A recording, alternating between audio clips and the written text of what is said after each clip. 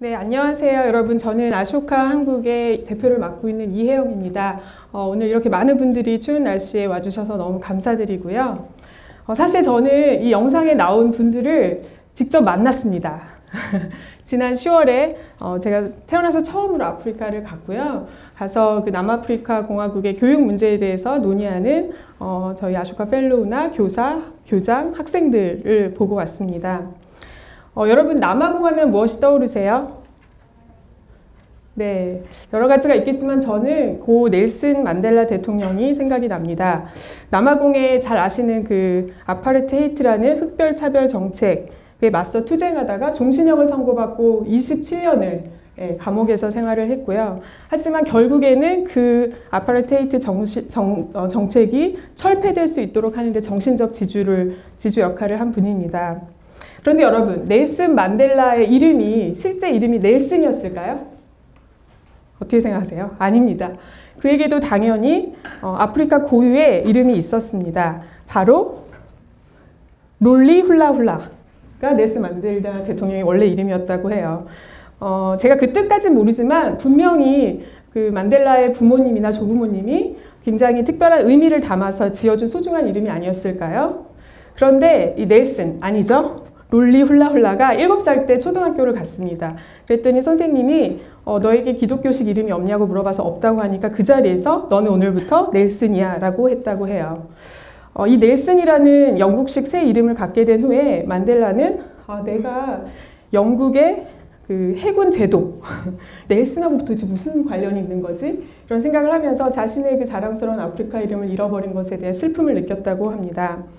그 후에 이제 중학교를 갔어요. 중학교에 가서 역시 백인 중심의 학교 교육을 받으면서 만델라는 심지어 자기 자신조차도 흑인인 자신조차도 백인을 다른 인종들보다 더 우월한 인종이라고 생각하는 그런 잘못된 인식을 나도 하게 됐다라고 고백을 했습니다.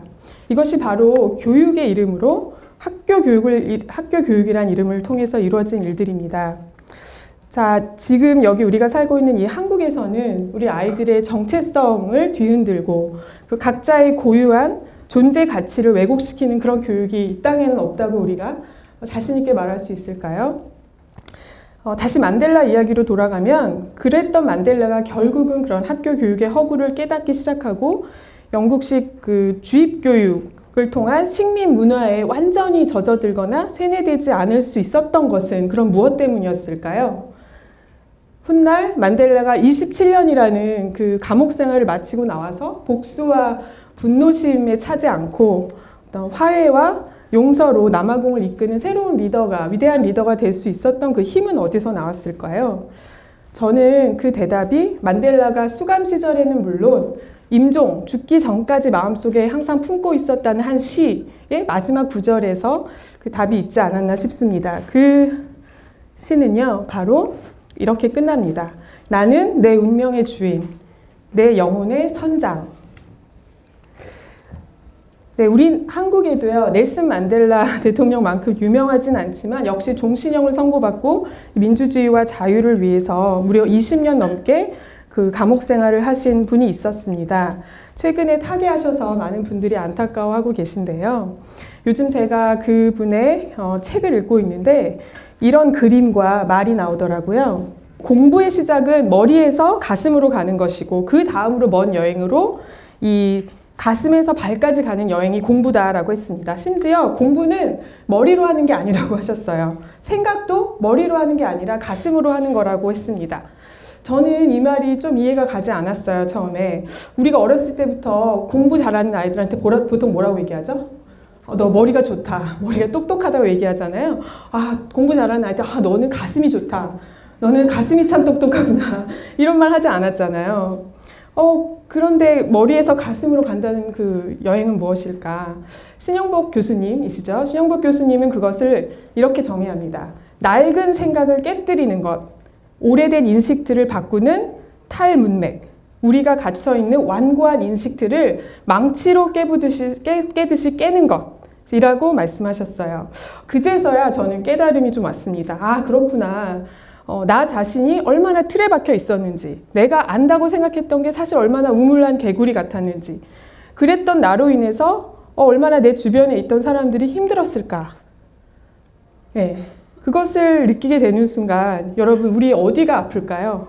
머리가 아픈가요? 두통이 있으시면 아플 수도 있겠지만 네, 머리보다는 마음이 가슴이 아플 겁니다. 그죠?